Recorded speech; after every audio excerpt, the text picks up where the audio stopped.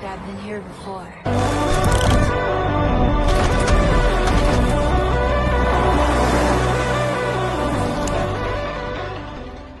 Har yili yuzlab sharqshunos talabalar dunyoning turli nuqtalarida oliygoh va tashkilotlarda bilim egallash hamda tajriba almashish imkoniyatiga ega bo'ladilar. Xuddi shunday Toshkent davlat sharqshunoslik universitetining bir qator iqtidorli talabalari ayni vaqtda Malayziyaning dunyo reytinglarida o'z o'rniga ega bo'lgan Inti oliygohida yozgi almashinuv dasturi asosida tahsil olyaptilar.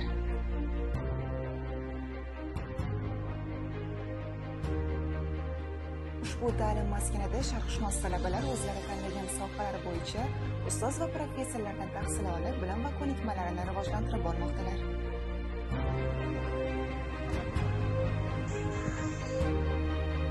Inti ta'lim tizimi turli xil madaniyatlarga mansub bo'lgan talabalarni bir nuqtaga jamlay olganligi bilan ajralib turadi.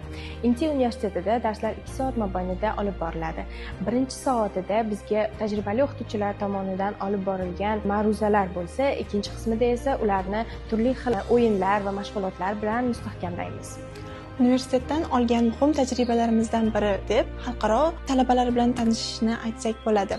Sharqshunoslik universitetida yapon tili o'qiyotgan talaba sifatida aytishim mumkinki, yaponiyalik talabalar bilan ko'plab mulohazalar o'tkazib, til bilish ko'nikmalarimizni oshirish imkoniyatiga ega bo'lyapmiz. Bundan tashqari, davlatlarimizning madaniyati, an'analari va qadriyatlari haqida fikr-mulohazalar almashyapmiz.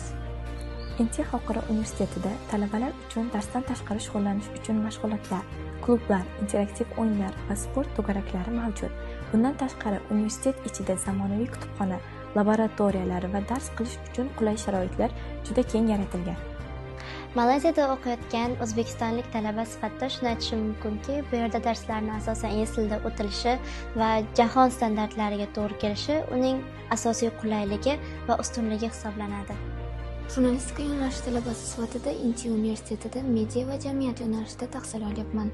Darslarning o'ziga xosligi shundaki, bizga faqatgina an'anaviy jurnalistikagina emas, balki zamonaviy media olamida o'z o'rnimizni topishga yo'naltirish berilmoqda.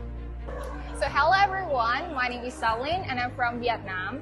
So honestly, this is the first time that I learned in Malaysia, and I can remember the first time when I come to my first class, I met two of my friends from Uzbekistan. Like they are so friendly.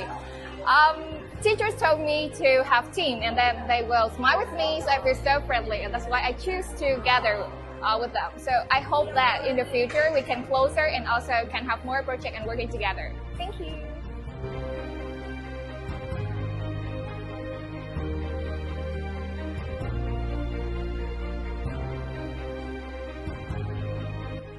Bugun xalqaro miqyosda bilim va tajriba egallayotgan talabalarimiz yurtimiz rivojiga munosib hissasini qo'shadi deb umid qilamiz.